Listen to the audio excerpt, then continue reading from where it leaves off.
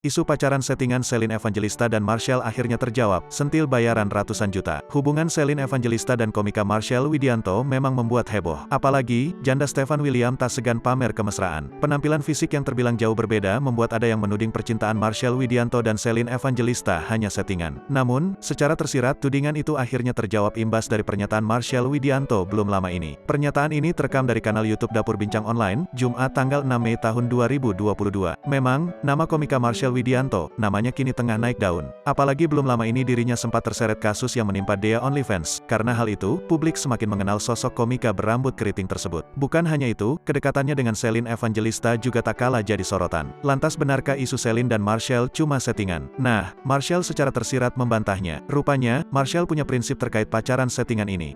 Marshell mengaku sempat mendapatkan tawaran 250 juta rupiah dari seorang penyanyi dangdut, dengan syarat berpura-pura menjadi pacarnya. Namun, tawaran tersebut ditolak Marshell Widianto dari pedangdut tersebut. Dia menilai, populer dengan pansos bukanlah